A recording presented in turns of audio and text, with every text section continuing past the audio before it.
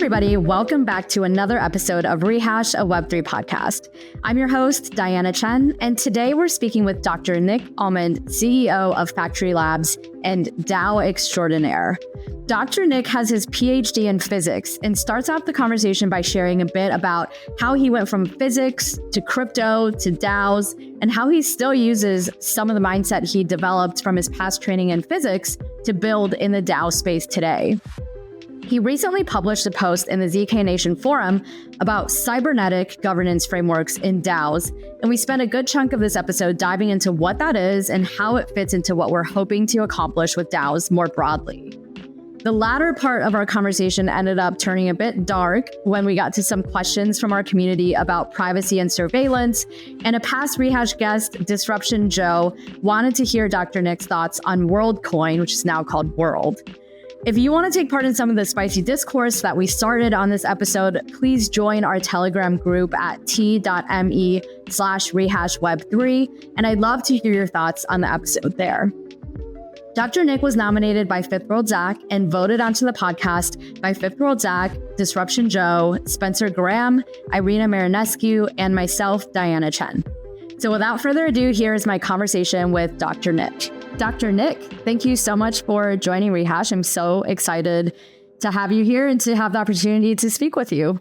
Welcome. Likewise, I'm very happy to be here and be voted in by a DAO of sorts. It was quite nice. Yeah, the people have spoken. They wanted you on the podcast, and so here you are. You have such an interesting background. You have a PhD in biophysics, which already is so impressive. How did you get from physics into crypto? Oh, it's quite a long journey, really. Yeah, I was in physics for about a decade. I did like 3 degrees in physics, ended with a PhD in biophysics, ended up getting bored of experimental physics. It involves sitting in dark labs and talking to no one. It's a bit of a secluded sort of life. And I sort of went via astrophysics for a couple of years and then took a job as a maths lecturer. One of my first courses was cryptography. So I taught a number theory and cryptography course. And this was in about 2010, 2011. So I discovered the Bitcoin white paper around that. That was when I sort of first bumped into crypto, and then kind of lost track for about 4 or 5 years and went into organizational theory and design with a kind of lens of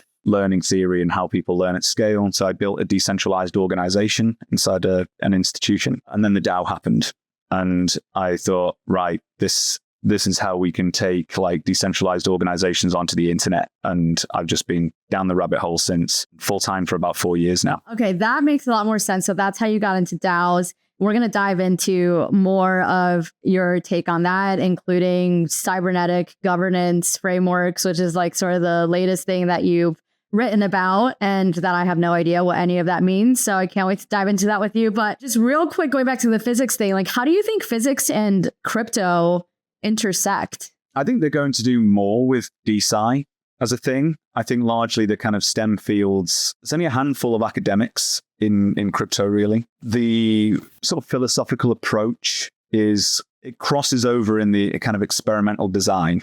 The way in which you think about physics is in like hard reducible quantitative experimentation. So there's like the experimentation. I was an experimental physicist. Crypto is very experimental, right? But you can think about a lot of what's happening is basically like decentralized research projects. So it's got a very experimental mindset, and it's all about numbers ultimately. And the way that we collapse things to like truth feels like a crossover with physics. But yeah, and I think it converges on the maths and modeling and all that sort of stuff. But yeah, I haven't really thought about that before. An interesting question. Do you find yourself, do you find yourself, applying some of that thinking to DAOs and experimenting with DAO design and governance design and things like that? But I guess you said you haven't really thought about it that much, but. Well, I think I definitely bring a lot of the mindset with me. I actually just generally thinking about how I think about the world. And I moved from physics all the way through the softer sciences. I ended up as an associate dean at London College of Fashion. So I actually went from physics to fashion and a lot of disciplines in between. Yeah, I saw a lot of different organizational forms, and yeah, just the way that you look at the world, if you like. I think crypto feels like a place where we're going to have the kind of next revolution in how we look at the world, in my view. Yeah. And do you think a lot of that will happen through the lens of DAOs and rethinking organizational design and things like that?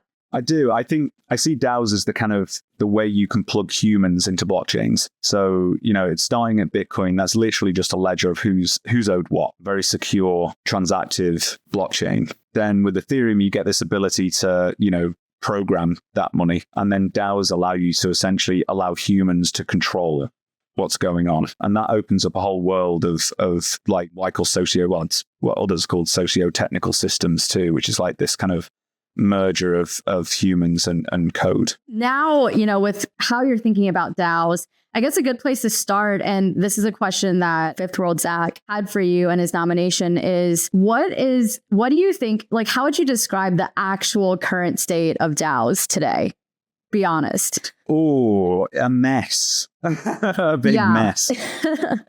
No, I mean, I love these things. I love I'm up there as like the most DAO-pilled people out there, right? But I'm very critical of like the state of it all. We're not living up to the potential just yet. But I also think that's entirely expected, given the nature and complexity of these systems. Yeah, the way I've been thinking about it is we've got this kind of new tool set that's unlocked, but we're still thinking in the old world, right? We've got the new tools. We don't know how to use them yet. And largely what we're doing is kind of falling back into let's put everything into committee structures. And we're almost like recreating slightly institutional forms of governance. It's like we've gone past the board of directors top-down hierarchy a little bit, but still we're just trying to put like management sciences into decentralized systems, and it just doesn't work. And we either do this kind of let's vote on everything, absolutely everything, and what you can vote on is everything, so we have this kind of open scope. Anyone can make a proposal about anything, and it just all spirals into a complete mess. I think we'll have this kind of rapid iteration out of it. I've been expecting this kind of like DAO takeoff moment for a long time, but we're just kind of still on the flat bit at the moment. And we need a kind of revolution in our thinking, I think, to make it work. Right. The way I kind of have seen it is I think there are a couple of things that we tend to do just as humans. And one of those is the way that we think about Web3 tends to be very skeuomorphic, which makes sense, right? We take the old ways of thinking and we think, how can we make this better in a new way? But that's not really like original type of thought. It's still very much taking what we already know and just applying a different spin to it. And then the other thing I think we tend to do is overcorrect for things. So, for example, like a lot of people that were attracted to DAOs, maybe not originally, but at least I would say in that 2022 DAO wave, when everyone and everything wanted to be a DAO and everyone was like, I want to work in a DAO. Like, I think a lot of days. Right? A lot of the people that came in with that wave were people who really didn't like that traditional corporate hierarchical structure and wanted to have like a more decentralized or flatter organizational structure. And so there was that overcorrection of like, because we hate hierarchical structures, we're just going to have no hierarchy whatsoever, no management, and everything was chaos because it was just everybody was on the same playing field, but without any sort of leader or guidance, or no one knew what to do. And so things, either would just like explode into chaos or nothing would get done. I'm interested to hear your take on that too, if you would agree with that, or if you think there's like other reasons why we haven't really seen DAOs take off just yet, and how can we get over these humps? Yeah, I think it's really astute observation. I think that they're both correct. I think it is genuinely a new paradigm, right? So the kind of skeuomorphic, let's like slightly iterate, organize, or let's imagine this, it's an organization on the blockchain. Let's bring the organization that we kind of know and love from the real world. And they're all a mess in the real world as well, of course. And because they're more open, they're open, porous organizations where people come in and out, you're just adding masses more complexity into the system. So it's a new paradigm of organization. Decentralized organizations have actually been around for like thousands of years. And actually we were better at it many years ago than we are now. We've kind of like over-indexed in the real world on hierarchy and centralization, which I think we're manifesting the outcomes of in the real world at the moment. We've seen this huge coalescence of power and centralization in the real world, and everything's starting to break. So I have a lot of hope that DAOs will put this like selective pressure on decentralized organization as a form. People aren't used to thinking in that mindset around self-organization and islands of autonomy and sort of local scope of behavior. So we need to have that mindset change to make that work. And to the other point around sort of, I call them flat augurs, the people that believe in this kind of I like it. perfectly flat hierarchy. This has happened again in, communes went through all this in like the 60s and 70s where we're checking out from society. We're going to set it up ourselves and like no hierarchy here. And then, they all collapsed, and the people who were like implicitly powerful in various ways rose to the top and turned them into sort of disaster zones. So in many ways, we're just speed running all the mistakes that we've made before, but in this kind of new realm, which I think is an important part of the growth process. The next era is like, what is the new approaches? What are the new practices that do work in these places? And I think that's more about like curation. You can't get away from hierarchy. Right? You need leadership. You need people who are empowered to be able to lead others in these systems. It's doing that in a way where everyone maintains their own autonomy. You don't end up with just managers telling people what to do. You said curation. What do you mean by that? So, yeah, a sort of mantra of mine with curation is the game, which is like curation being, okay, in the kind of new world, there's like an idea from organizational sciences called garbage can decision making. It's a real sort of thing that can happen in very sort of messy organizational contexts, which is like everyone's throwing their ideas in, right? Just like ideas. Everyone throws them in the pot. It's like throwing them in the garbage can. The problem is now you've got a garbage can full of ideas. Like within there is gold probably. If you've got good people and everyone's got the ability to create ideas and innovate, what you need then is to curate through mechanisms the good stuff out. So like now you've got all the stuff in the garbage can. How do you make the good ideas float to the top? And this has been a concept I've been thinking about for a long time. I'm very set on ideas around quadratic voting and reputation weighted voting. I've never give up on token curated registries, which was like a really hyped thing in like 2018, but the blockchains weren't scalable enough for them to really work. There's mechanisms in there that will allow everyone to throw these ideas in the pot, but through kind of collective action, we find the best ones. That's kind of what I mean by curation.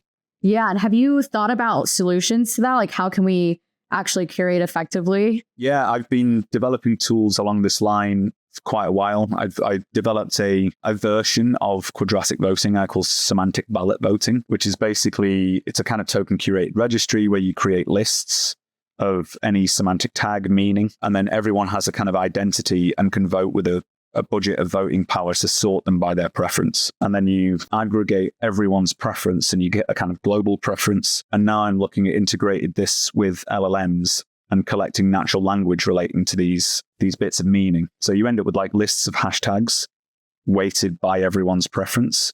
And then everyone's talking about them. And the LLM basically interprets all that data and tells everyone what they want. And like, actually, it looks like you all want to do this. Is that right? And then all they've got to do is vote yes or no at that point. And now you can start spending the treasury in alignment with what people wish. That makes a lot of sense. Is that what you're building through FactoryDAO? Yeah. Okay, cool. Yeah. So FactoryDAO too, well, since we're on that topic now, can you talk a little bit about what that is? It's the DAO. I think the tagline is like the DAO that's building DAOs or something. Yes, sounds very like Inception-y. It's a meta DAO, or it will be. Yeah, so I've had this idea of, DAOs will emerge from decentralized contexts. So DAOs need to be launched in a decentralized way. And I've had this idea in mind for a kind of DAO framework, if you like, or a network that now I'm thinking about it like a network, which will, FactoryDAO will be a protocol DAO that governs DAOs which have specific interest.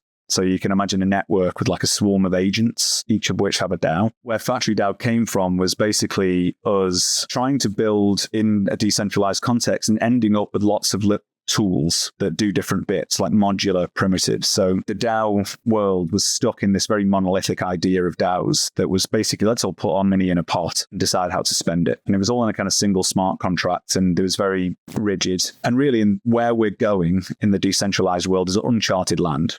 We don't know what we're going to need. So you ultimately need a system where you can have lots of modular tools and systems for governing the modular tools. So yeah, FactoryDAO is meant to be a DAO factory. It's like a reconceptualization of the factory idea, where ultimately you can imagine a system that gets so good at launching these things, you can speed it up and you can start to ship them like a production line. So we put it filters ideas into projects and launches them. So a DAO that launches DAOs, basically. Nice. And is it, what stage of building is it? Like, can people use it now, or is it still being built out, or where is it at? It's still being built out. I think we've had users in all of our different tools over the years. It's been in a state of exploration, you might say, for about 3 or 4 years. And we've got the 5 or 6 core primitives that I think you need, which take you through the whole DAO life cycle. So there's 3 of which are kind of very token economics orientated. So one of the things that DAOs haven't looked at too much is the fact that all of these have like a token generally, or tokens launching itself without completely autonomously. How do you get a token into the market without centralized exchanges, without permission? How do they bootstrap funding? How do they crowdfund the money that they need? So we've built a whole bunch of systems for crowdfunding. So you can see it's a bit like Juicebox in Elements, but you can raise on NFTs or tokens and then auction the tokens to bootstrap a market. And then we've got some governance related bits. We've got a platform called Influence, which is very focused on NFT and reputation weighted voting. So we've got these tools as like Bank, Launch, Yield, Influence, Mint, and all of these different tools. And we think we've got those. And we're looking for the right context in which to stitch them all together into a kind of framework. And we're now thinking about potentially like an app chain focused on decentralized AI as the way to do that. So yeah, we're starting to look at the way to go to market with this. And we're doing some work with ZK Sync as a potential to plug some of these tools into their DAO. But yeah, it's pretty much ready to go. Actually, we've been building for 4 years now, and now just looking for the right entry point into the market. Yeah. How does decentralized AI play into what you've talked about? Yeah. So thinking about these curation mechanisms, about 10 years ago when I was working in this decentralized organization, I was working on these systems for, this thing had about 700-800 academics inside it, all throwing ideas into the pot. Was using early AI systems at the time to kind of respond to searches and pull out the relevant documents to people. Like, I'm interested in educational technology.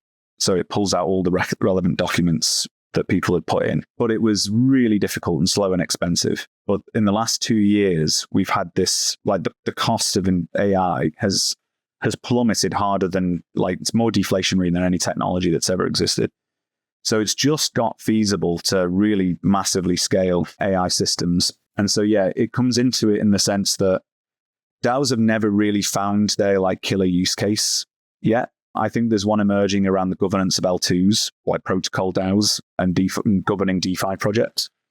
But the one that could make it go sort of mass market, I think, is a community where everyone's talking and hanging out in it, and they have an AI that they govern. So all of the DAO tooling is focused on, you can come in, set your community up.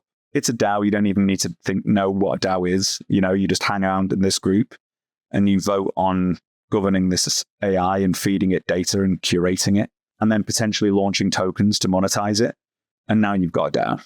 So it's kind of a way of my Trojan horse, if you like, of bringing in people into the DAO world. Yeah, absolutely. As with anything in crypto or blockchain, it's always better if people don't know what they're dealing with. DAOs are better if they don't know they're part of a DAO. Crypto is better if people don't know they're using crypto. We're still working on that. Yeah, 100%. And I just think, like, for me, DAOs have this possibility of being the thing that actually goes mainstream, because people are already in communities, right? People spend a lot of time in chat groups. People spend a lot of time in community groups in their local area. And really, the tools that we're building here have the potential to level up communities of any kind.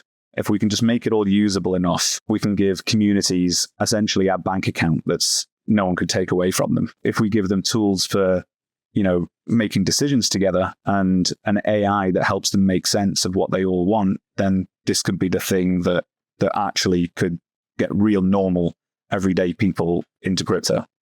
Totally. Yeah. So I want to get into Cybernetic governance framework, which you recently published a post on I think it was the ZK Nation forum, right? About this. So maybe where do we start? I guess what is, I hope I'm not the only person that would be asking this question, but what is cybernetics? Let's just start there. Yeah. So I'm kind of running back a term that emerged in the kind of 60s and 70s, which was like this.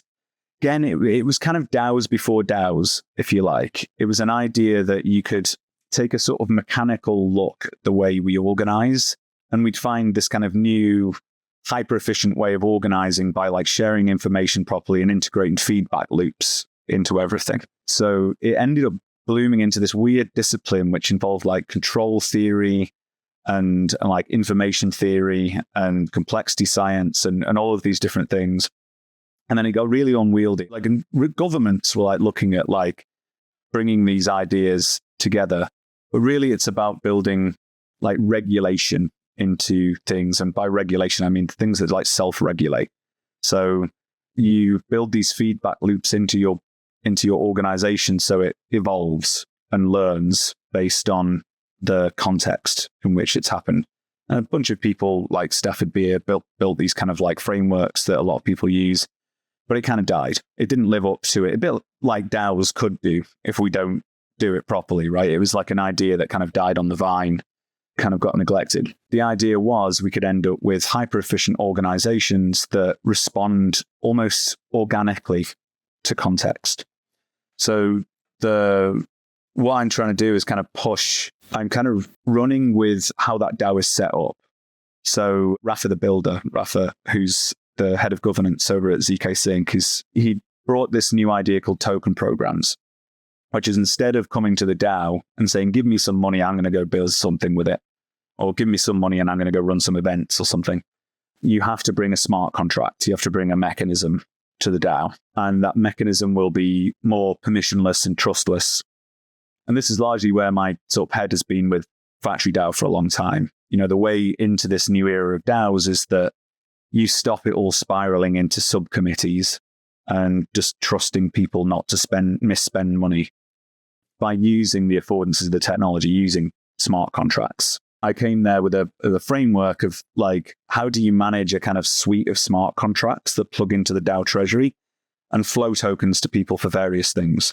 Instead of the DAO and the delegates just being asked to deliberate on whether we should do this event or whether we should give money for these things, and just really complex open scope decisions, all we're doing is turning smart contracts off and on, or dialing how much tokens go into them and evaluating how they performed. I see this as a potential way of unlocking, the cybernetics. I've always thought DAOs were the way to bring cybernetics back in many ways. And that was kind of my riff on how we could potentially do it in that DAO. Gotcha. So it's essentially the core problem that you're trying to solve with this is kind of the core problem of DAOs. It's like, how do we build more trust through trustless systems, like through smart contracts?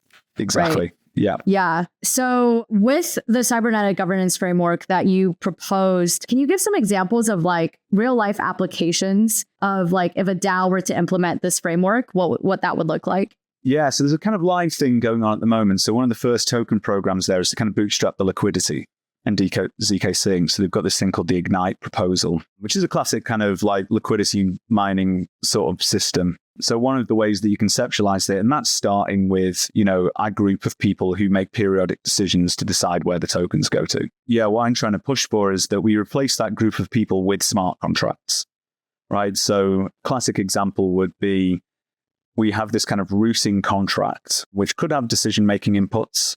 So, there's the money goes into smart contracts and then flows to other systems, DeFi projects and whatever through more trust minimized mechanistic processes. So instead of a group of people decide where these tokens go, a smart contract does based on the data that goes into it. Some of that could be votes, some of that could be Oracle data, some of that could be, things like token prices, TVL data, that kind of thing. So you end up with like mechanisms that feed in data and then decide where the tokens go. Other things might be similar to the kind of curation mechanisms that I talked about earlier. You can imagine a smart contract that picks up let's say 1 million tokens, and then distributes them based on the outcome of a vote curated by quadratic voting. So like in many ways, quadratic funding, the stuff that's been happening in Gitcoin, is one of these kind of like cybernetic contracts that you can think of. Money goes into a pot and then people put money in and it distributes out to wider projects. So yeah, anything from bootstrapping ecosystem funding for projects to flowing tokens for liquidity to making decisions and that respond to data from the wider ecosystem kind of stuff. Yeah. So what do you think is preventing DAOs from implementing this today? Is it just like logistically challenging to do, or are there other challenges to this? I think the first one is the mindset. Like I've been trying to push ideas like this for a few years, but there's been a real desire to just retain control. And it's like, I could invest money on doing this in a more trustless fashion, or I could just do it, you know? And getting over that attitude is really difficult. Like, I just prefer to make the decisions myself, actually, you know? And I've had in mind like a couple of directions that force that issue. One is the regulation gets really stringent, and it's like, you just can't have your hands on any intermediating transactions anymore. Like, it has to be smart contracts all the way through, or you get in lots of trouble. And that could happen, probably will eventually. And the other is a recognition that actually decentralization is what builds good ecosystems, right? Because it empowers people instead of locating the power around this small group. And you have to kind of who you know sort of games around. This has happened with a lot of DAOs, you know, whereas the people who actually made the decisions on that multi-sig end up like elevating in status, and you know, it becomes a kind of who you know game. So how you get it, that means it's just that person's friends that end up with the money, and that doesn't build good network effects, right? The way to actually build like really like flourishing ecosystems is by taking out the center and letting them go. So that attitudinally has been the issue. And also there's some just interesting technical problems about how you actually get to trustless execution. So one of the things is like, ideally we get from a DAO vote that triggers all these smart contracts, and there's no humans in the loop anywhere.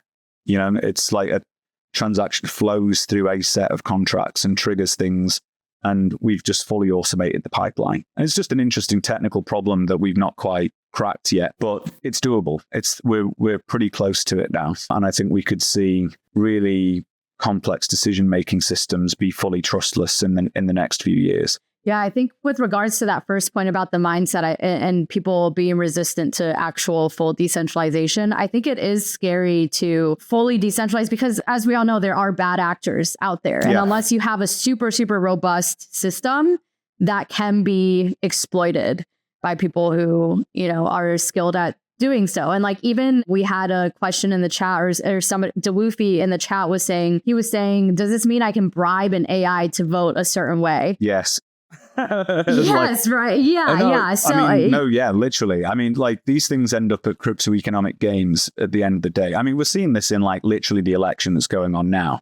Like over like economic, like Elon's giving $1 million a day away to people who vote a certain way. In crypto-economic systems, voting systems will end up at like almost pseudo-bribery games, right? So it's where governance and crypto-economics mix. So it ends up like literally, this was always the dream of governance tokens, actually, which is like you're literally buying to influence. You're buying influence over a crypto-economic system.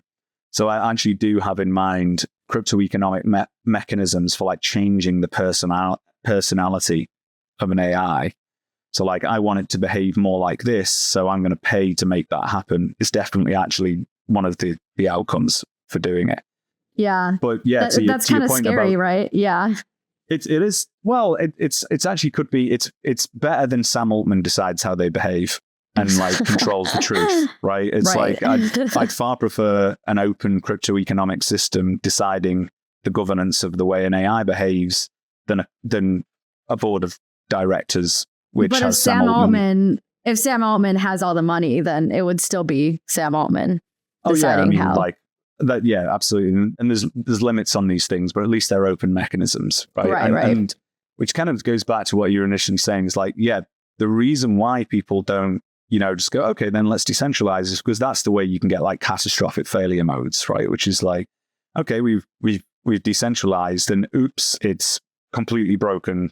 We've been governance attacks, or like, this actor has taken over the DAO. There's not much we can do about it now.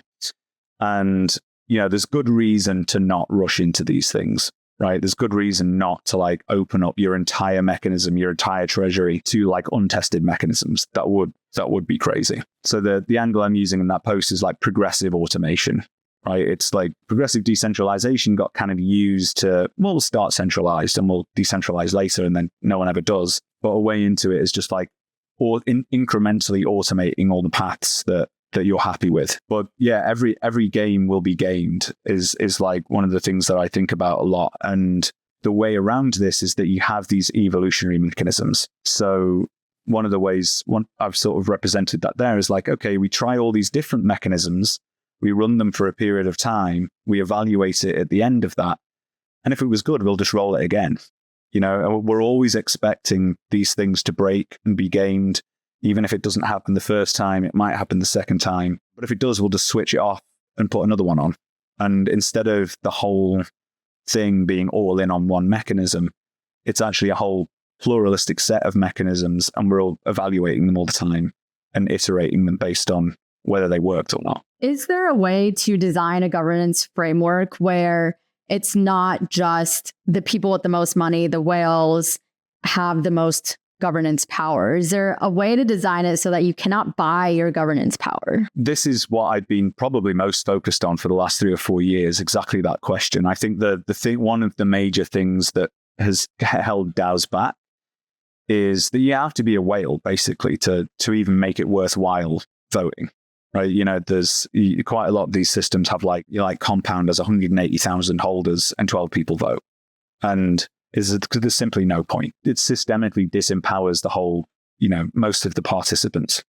So yeah, I think the path into it this is why I kind of was very interested in NFT governance, so non-fungible governance. So every person or identity has its own individual voting power, and that can be earned over time based on your participation in the DAO. So yeah, this voting system that I've built, essentially everyone gets a budget of voting power. And you can imagine a perfectly egalitarian DAO where there's 1,000 people in, with each have 100 voting credits, and power distribution is perfectly flat. But then you can change each person's individual budget based on how much they participated in the DAO for non-financial things. So it's the path to non-financial governance. The problem is, because there's no free lunch in these things, is that it just then becomes what I call the Sybil war. And the game is like now to Sybil the system to get the power. And if you build like particularly Sybil sensitive systems, you have to very carefully manage who gets those identities. And that becomes the sort of real game in those systems. Yeah, the way that you just described, that's actually sort of how Rehash is set up. Not that Rehash is a DAO, but like the governance function within Rehash is set up to be more or less decentralized. That's how, you got on the podcast by getting voted on by the community. But the way that we've from the start, I've always said, I don't want this to be where you can just buy your governance power. Like, I don't just want whoever has the most money to have the most say in what guests come on the podcast, because that's just going to turn into like big organizations with a lot of money are just going to throw a lot of money in and then get their people on the podcast. Right. And then it just becomes like a shill fest. So we always set it up from the beginning as like through NFTs that you hold in your wallet, but it's one wallet, one vote. So it doesn't really matter how many NFTs you hold. Like, it doesn't matter how many podcast episodes you collect. It's just one wallet, one vote. Of course, like you can collect a new podcast episode from, 100 different wallets in order to, so I'm not saying there aren't ways to get around that, but for the most part, it's one wallet, one vote. And then the way to sort of earn more votes is through participation. So we implemented this a few seasons ago, where if you nominate somebody who ends up making it onto the podcast, you get essentially like so each wallet gets 1,000 votes. You'll get 500 extra votes to use in the next season. And if you vote for somebody who ends up making it on, you get 100 votes for each person you help vote onto the podcast. So it's like really rewarding people that are actively participating by giving them more votes. So very similar. Yeah, that's it's kind of how you just described. Ideas. Yeah. And obviously like Rehash is a very small community compared to like these bigger protocols. And so we haven't faced those Sybil issues that you've talked about. And it's been... You might have. That's true. Yeah. We might have. When you're, voting in podcast, and there is definitely that attack vector that you definitely want to keep an eye on. There's, if you end up starting getting people on through the votes that, maybe I wouldn't have done that, and it might be because of this Sybil problem's got out of hand. But when, it's a treasury with $1 billion in, that's when the game really changes. It's like, what is being voted on is a function of the value at risk, if you like. And yeah, people will do it for like clout and influence and any other reasons. But yeah, it ultimately gets down to this Sybil problem. And it's a really challenging thing to get around. One last question. This one's from Andy Boyan on Twitter. That's kind of related to what we're talking about now. He said, agentic governance sounds great, but also like one of those things that 98% of people will use but not care about until it breaks, leaving a lot of dissatisfaction and suspicion towards engineers and the people who actually design the systems. So then how does this help solve for one of the most challenging governance problems, which is faith in government/governance? The idea that, I think what I'm trying to build at the moment, we're running a project called London Voice. And the idea is we get real Londoners in. So, this isn't like weird crypto people. This is like everyday London residents. And we run kind of citizens assemblies and we onboard them into an app called Voice, or London Voice in this case. And they use our voting curation system to do the thing that I mentioned earlier, which is vote on all the issues that they care about. So you'll have things like, economy, climate change, healthcare, all the issues that people, care about. They vote on them and talk about them, and we generate an agent, London Voice. Our goal there is to empower people, collect voices so they have more influence. And, we're going to communities where because they don't have a strong collective voice, they are in a context where they're not being listened to. So I think before we get to the problems I think Andy's talking about there, which is like when they start making bad decisions, we need to get them into a state where they're making some decisions, or even just representing people. Like, I think it'll genuinely be a bad idea to let agents run loose on blockchains.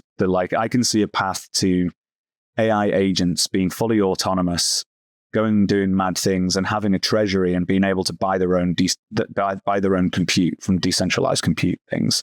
So being effectively completely unstoppable at that point. That's a good Black Mirror episode. Yeah, we should probably not rush into that one. But, nevertheless, people are doing it. Right? People are actively like, let's do that because that sounds great. But I think Andy's question is a really interesting one, which is do we just get more disempowered because we're just handing off our power to these agents? And then we just get really they're just doing everything now. And then they start making terrible decisions and we end up in some kind of worse state than we even started before. My sort of philosophy on this is that there should always be humans in the loop for how these agents behave. The decisions that they make should always have the consent of the sort of collective that they're representing. And I think that's actually the key to what, the alignment problem and all these sorts of things is actually having AIs being democratically controlled. So we need to make sure that we're ruling the AIs rather than the other way around is right. Kind of what the future I would prefer, at least anyway. Same. Definitely. Yeah. Very much so. I want to get to a few more questions from our community on Twitter. There are a few in the privacy and surveillance realm. And so the first one is from Fifth World Zach. He wants to hear your hot takes on privacy and surveillance. I have many. I think we're in a world now which is, everyone went sort of mad about, the early cypherpunks were very, very concerned about creeping nation state level surveillance, right? And the tools that surveil people. And at that point, they were worried about wiretapping, picking up a wired telephone and the people in the middle, being able to listen to it, Now we've got AI, right? The abilities of, you just need to use GPT and look at its memories function. And it's Nick has a, 5-year-old daughter and is planning a birthday party, and it builds up this list of things that are just little nuggets of information about me that other people are doing as well. just based on everything that you're doing on the internet. Like literally every bit of data that can be collected about you has been collected about you. And now there's agents building like digital twins of you to kind of predict what that you're going to do next. Right. I'm low-key panicking right now. Even though like I know all this has been happening. I just like haven't thought, hearing you say it back. I'm like, oh my gosh, it's real. I mean, trust me, it can send you a bit paranoid thinking about it. And like, I do worry about it, like genuinely. The capabilities of surveillance have just skyrocketed. And in fact, I'm less even worried about governments doing it, because at least they have like the laws to follow, right? At least they have due process. And, if they're going to like do anything with that data, you have to have broken the law somewhere. But what I'm worried about is like corporate surveillance. Like, all of these, it's literally just an open war game now where everyone's doing this for you to just sell you stuff, right? And a lot of these AI companies want you to install agents on your computer that give you full visibility of your computers and everything. So surveillance is going to become a real issue in the near future for everyone. And it's going to start getting creepy. Like agents are going to know things about you that you're going to start finding creepy. Like, I mean, it's already gotten kind of creepy, right? It's like already creepy, but to the point where like everyday people are going to start to say, okay, I care about privacy now. So that's my hope for a privacy renaissance. And it's going to happen at the time where we're just about going to get the tools ready where everyday people can use them. There's a lot of stuff emerging in the kind of cypherpunk and privacy communities, and zero knowledge cryptography is just getting there. And we're right there to being able to like have really usable privacy technology for everyday people, which I think is just going to happen at exactly the right time that we really, really need it. So yeah, I care about it, but I think it's going to cause an existential debate. There's a kind of like way that society accepts this, and we go, okay, people have got privacy tools now, and we can't actually see what they're up to when they're using them. Okay, that's fine. Or we can say we need to stop that, right? And government starts really trying to push against it. And they don't recognize that it's open source tools and they can't stop it. And so we're about to hit this kind of real tension, I think, between the technology getting to where it's really capable and everyone's starting to use it, and government's getting really mad about that. So yeah, that's my kind of hot take on that. Yeah. I think the funny thing, based on what you just said, is like a lot of times you hear people, like regular people saying like, oh, I don't want the government getting my information or whatever. And it's like you said, like the government's not going to do anything creepy with your information unless you like commit a crime or something. And they might, need, but well, like they at least, if I guess they still might. Yeah, they probably might. But like, yeah, at least if they're going to like throw you in prison or something, then you've got to go through the courts at least. Well, I was just gonna say, do you think it's like too late for people to, for example, like my husband is not on social media at all. He's like, I don't want my information out there. He's actually like has a very small digital footprint. But do you think like the government and corporations and stuff have actually like less information on him, or do you think they still have information on him? Oh, absolutely, yeah. If you don't leave a digital footprint online, like they will absolutely have less information. It kind of really depends. There was a guy recently it's the guy who managed to take over the SEC's account, like Twitter account, and posted that the Bitcoin ETF had happened. Right. I don't know if he was just doing it for kind of for like just for fun or whatever, or he was long Bitcoin or something. But they found him from his Google searches. Everyone leaves a digital footprint everywhere. And especially if you're using things like Google Maps and, and if you're using a cell phone, like they can triangulate where you are. There's like the information, if you're a person of interest, they will find out almost everything about you. And it's very, very difficult to remain genuinely private. But the more that you put online, the more that everyone has it, right? So broadcasting what you're up to all day, every day on social media definitely does enable a lot more actors who don't have access to the cell phone towers and things to be able to track you and do stuff with it.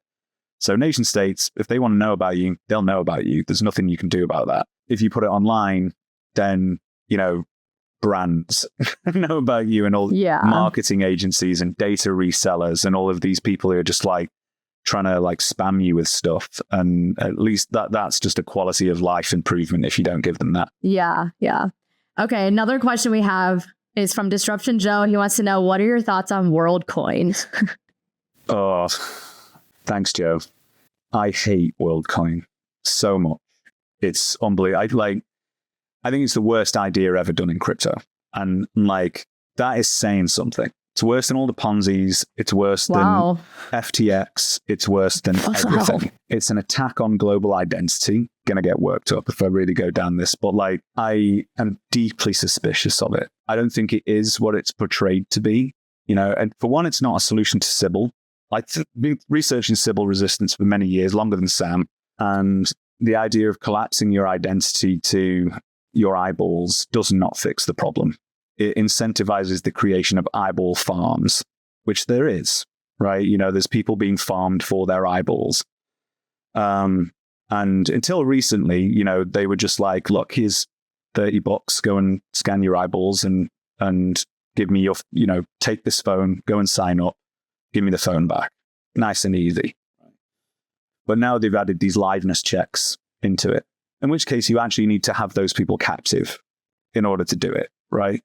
So I think it will have incredibly nasty second order effects. I think it's very likely tools like that will be sold to nation states and will be used to issue their digital identity systems. I actually think that's the play, is to build the hardware that will be when the whole world installs digital identity and issues them to all their citizens, the orbs will be there all, you know, to do it for them. And I just like hate it. I think it's dangerous in many, many ways, because once you're in, you can't get out. You know, like once you put your eyeballs on the blockchain, they've just added something that makes it possible to sort of essentially be forgotten, barely. But the thing is, if it's used by powerful actors like nation states, they can just turn all the privacy stuff off. They can just turn the right to forget off. And it's open source, you know? And now like any despot in the world anywhere could install orbs on every street and make people check into them every day. And, you know, it's just a terrible, terrible, terrible idea. And it doesn't solve Sybil or disinformation or anything of the sort. Like, it's until everyone in the world has to go to an orb that it doesn't stop fake news. Yeah. So it just encourages people to kidnap people and kill them for their eyeballs. It's just, well, you can't kill them. You need them alive to do the liveness checks. You can, like, and this is the thing. At the moment, it's a bit like the podcast example we had earlier. At the moment, there's nothing to do on World. I mean, it's called World, not WorldCoin or whatever. Oh yeah, right. There's like, you know, there's barely anything. You know, it won't be long before you get some free money. You know, he wants to do UBI with it. You know, and as soon as you've got people who have to go to orbs to get free money, they'll all do it, right? Because everyone wants the free money. It's just like a test for some bigger plan. We don't know what the bigger plan is, but as soon as there is high value reasons to have those world IDs, then absolutely people will be held captive for their eyeballs. That's just will happen. So yeah, I'm not a fan. Very scary. How different is it from biometric data to like go through passport control at the airport or to like unlock your iPhone? Like, how different is it? For one, there's like this like notion of immutability, right? For one, actually those are accountable systems run by, you know, they're actually fairly decentralized, these systems, right? The privacy of those data is located with the governance systems of countries, right? Your nation state grants you the right to a passport, right? This is like one of the things that nation states give you, the freedom of movement and your right to exist and be a citizen in that country. And your identity is essentially brokered by them. And they're democratic institutions. This isn't. This is a corporate entity with a low float shitcoin that is attempting to supersede the identity level of nation states. So it's very different. It's like who holds the power to issue identities. So it's trying to one up the nation states, right? So it's like, so there's that, you know, and like Face ID, I've used that for years. Why? Because it's the data is held on a secure enclave on my phone and never goes anywhere. If I want another phone with another Face ID, I can do that. The difference with WorldCoin is that it's like you can't then set up another ID ever, right? And they're revocable. So if I get my ID taken away from me, I'll never get another one. It's impossible. So like you can imagine that nation state does it, you know, ping, your identity's been revoked. Okay, now I don't have access to money, freedom of travel. I can't go anywhere, you know, like I can't, like all you need to imagine is a revocable digital identity that governs your access to like services. And it's a way of like perfect top-down control. Like I can govern 1 billion people from a control room at that point. So it's incredibly powerful and dangerous system that if nations, I'm not care about him doing it and slinging the shit coins with it. I don't care, right? It's when nation states do it. That's when it gets utterly terrifying because it gives a power that is like too powerful for anyone to hold. Do you think nation states will actually adopt it? Like, don't you think there's someone that works in the government that's going to be like, whoa, this is a bad idea for all the reasons you I think just they mentioned? Absolutely will. Yeah, I think it'll probably happen soon. I think, you know, he just needs to, he's gone around and shook the hands of every, you know, he knows that we've got them all on speed dial. He just needs to flip one in. Yeah, I think it's likely, to be honest. Scary, very God, scary. This has gone a bit. God, this is why I don't like talking about WorldCoins. You know, it got dark so fast. It makes me sound like a paranoid loon, and like but not at all though. Like it's so realistic. Like it's you're not like the tinfoil hat guy. You know, like this. What you're saying is like very realistic. It is realistic, and it's right there. Right. It's like all it takes is for our nation state to install it. And, you know, turn off the privacy elements and it's done, right? It's not a million miles away from fantasy. So yeah, it's a dangerous game. And, you know, it's the first time in crypto where I've thought, actually, we can make things worse here. I always thought this was a kind of force for good in the world, apart from the rugs, you know, and apart from the fact that people can lose their money and like by gambling on the wrong things and losing their keys and what have you. I generally thought like the pressure on decentralization was like a force for good. But this one just made me realize, oh, actually, we could make something truly horrible with all this stuff. And yeah, it's kind of put a dampener on it for me. Yeah, I mean, yeah, just to put it lightly. Why don't we switch gears a little bit? I'm going to get to a couple more lighthearted questions to wrap it up on a more lighthearted and positive note. Very light after that. very, very light, very light. Here's another question from Naomi. She said, what fiction book should everyone read at least once? The Cryptonomicon by Neil Stephenson. It's a fantastic book. About 10 years before Bitcoin came out, but it's a story. So Neil Stephenson wrote Snow Crash, which is where the idea of the metaverse came from. And brilliant author, highly advise you to go and like start on Snow Crash maybe, but because the Cryptonomicon is like a thick book, right? It follows like the dawn of cryptography through like the Second World War and how numbers and cryptography have been used to like defend secrets. And it's got like a storyline that spans like, you know, 60, 70 years. But in it, there's a group of guys who basically invent Bitcoin. And they're talking about like this gold-backed sort of currency that's decentralized and censorship resistant. And it's eerie how close to the Bitcoin idea it is. It's like, it's 10 years before Bitcoin and it's so close. Yeah. Wow. Okay, I will definitely check that out. Another lighthearted question. What is West Ham? We could spend a whole episode just talking about this. So this is how the conversation went was Andy was then like, I make him explain it in 5 seconds so we can just get a little sound bite and use it over and over. So if you had to explain it in 5 seconds or one sentence or whatever, how would you explain to people what West Ham is? What is it? West Ham is a cabal. It's a cult, network state. It's a dictatorship. It's West Ham. I refuse to elaborate. Love it. Let's just leave it that way. And people who want to figure it out can dive deeper and figure it out. And the dictator, just to clarify, is Lawrence, right? We all know that. Yes, that's Lawrence. Okay, yeah. Lawrence will be on the podcast, I think the episode after you or very shortly thereafter. So I'm going to ask him if he, in fact, is the dictator of West Ham and see what he says. Whether he admits it or not is a different matter. Yeah. Okay. Last question I asked everybody this season is looking ahead to 2025, if you had to just give one word or one phrase to sum up how you are predicting 2025 to turn out, what would you say? Decentralized. I think it's the year we'll actually care about decentralization. I think we finally learned a lesson. I think it's got to be the time.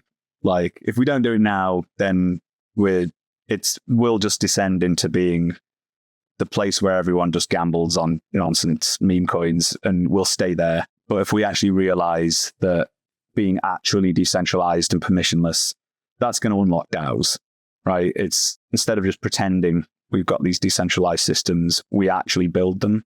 That's going to unlock the actual new way of working that we've been waiting for. The pressure is on. I hope you're right, and I hope we get there.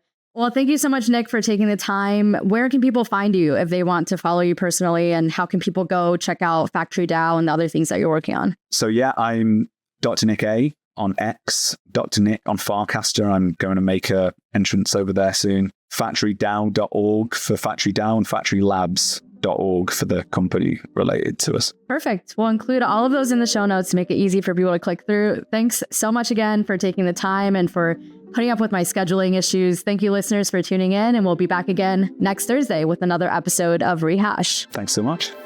Thank you for tuning in to this episode of Rehash. Rehash is hosted and produced by me, Diana Chen, and supported by our community of NFT holders who curate our guest lineup each season. To get involved, head over to our website at rehashweb3.xyz and collect this episode as an NFT. Anyone who collects an episode becomes part of the Rehash community and will be able to nominate guests for future seasons. Also, be sure to follow us on Twitter, Instagram, and TikTok at RehashWeb3 or on Warpcast and Lens at Rehash, and join our community on Telegram at t.me/rehashweb3 to hash it out with fellow listeners. If you enjoyed this episode, please rate, review, and subscribe on Apple Podcasts, Spotify, or wherever you get your podcasts. Thanks again for listening, and we'll see you again next time.